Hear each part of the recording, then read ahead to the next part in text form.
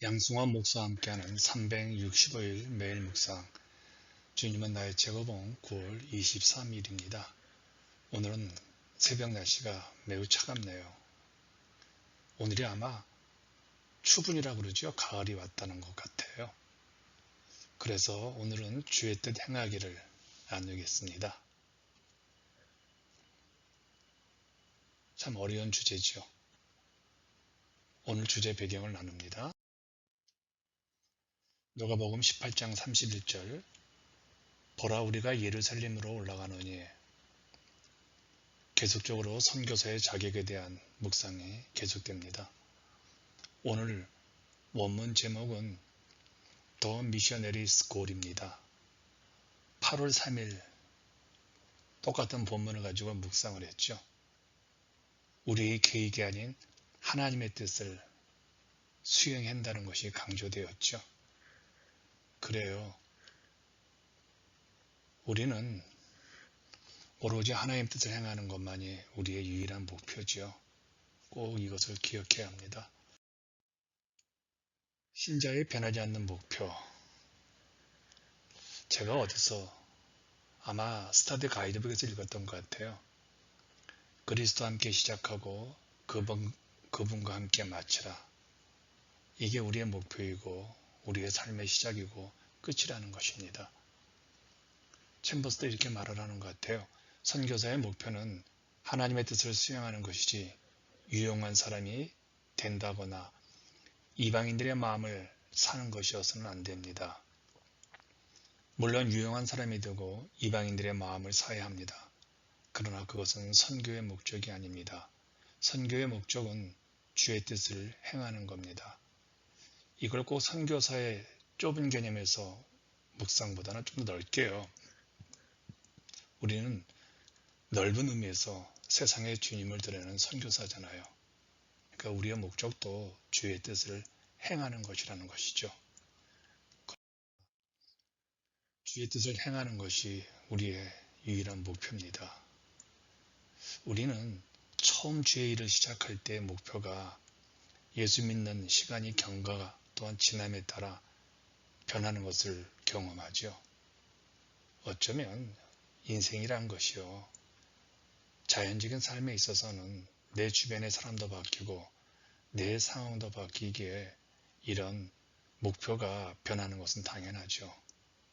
하지만 하나님의 사람들에게는 처음부터 끝까지 변하지 않는 목표가 있는데 우리 나름대로 생각하는 그리스도의 삶에 이르는 것이 아니라 성경에서 말하는 주님이 원하시는 그리스도의 장성한 분량까지 자라도록 매일 애쓰며 그리고 그렇게 삶을 마지막으로 마치는 겁니다.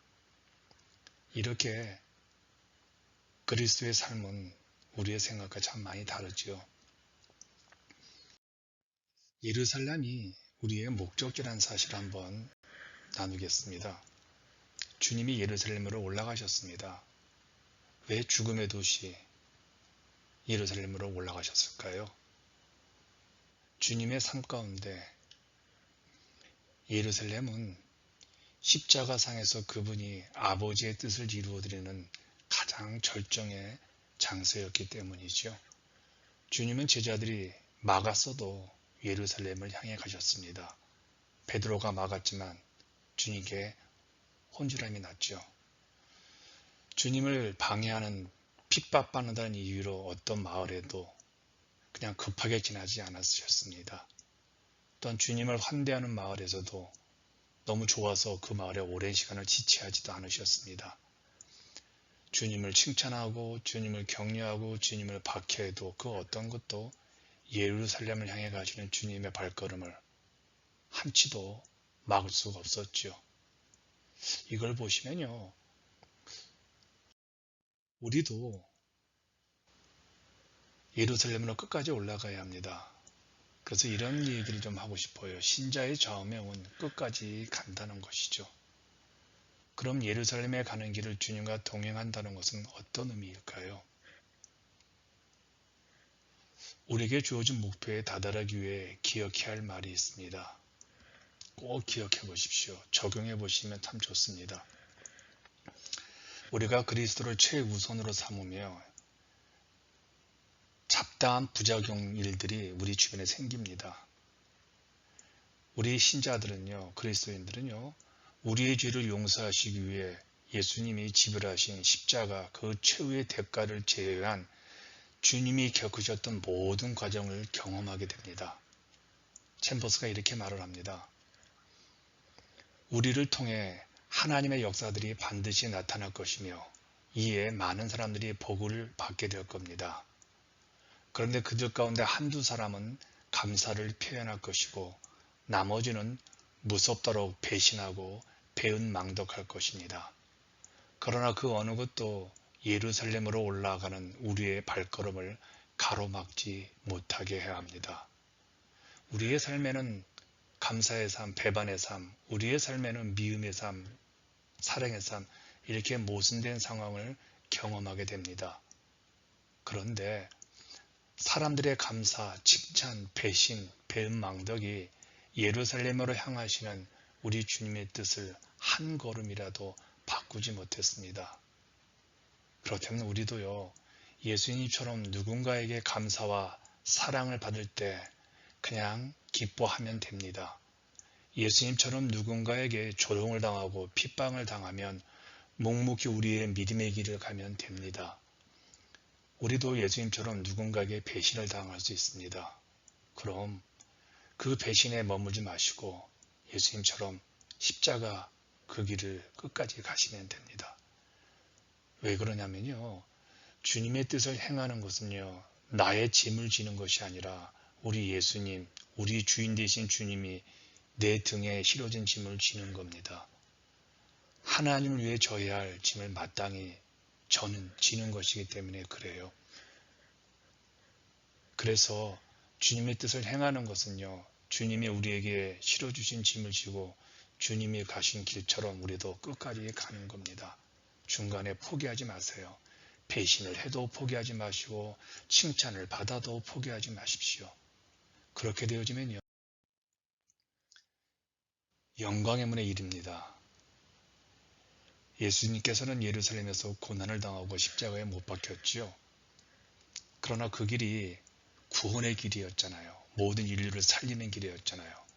그렇다면 성도의 삶도 십자가 죽음에서 끝나지 않습니다. 주님의 은혜로 영광의 문에 다다를 겁니다. 멋있죠? 그러므로 부르심을 받은 우리들의 최종 목표는 이것입니다. 나도 주님처럼 예루살렘에 간다. 이 여정을 위해서 우리는 묵묵히 순종하며 우리에게 허락되신 믿음의 길을 가야 합니다. 순종은요, 나의 생각과 목표가 그렇게 중요하지 않죠. 주님의 절대적인 가치관은 하나님 아버지 앞에 절대적인 순종이었잖아요. 오늘 하나님께서는 이렇게 어떤 환경 속에 사람들 속에서도 절대적인 순종하는 사람을 찾고 있습니다. 저와 여러분이 그런 사람이 되었으면 해요. 오늘 우리 모두가 고백하고 실천하기입니다. 당신은 다른 사람들이 배은망덕한 태도를 보이더라도 그리스도만을 목표로 삼겠습니까? 그것 때문에 사람들 때문에 주저하지 마십시오. 예수님과 함께 예루살렘으로 올라갈 수 있는 믿음을 달라고 기도하십시오. 이것은 당신 삶의 절정의 순간입니다. 당신에게 하신 주님의 가장 불합리한 명령은 무엇입니까? 그럼에도 불구하고 순종할 준비가 되어 있어야 합니다. 오늘도 하나님 앞에서 신실하게 끝까지 어떤 방해에도 불구하고 믿음의 길을 걸어갈 여러분들을 응원하겠습니다.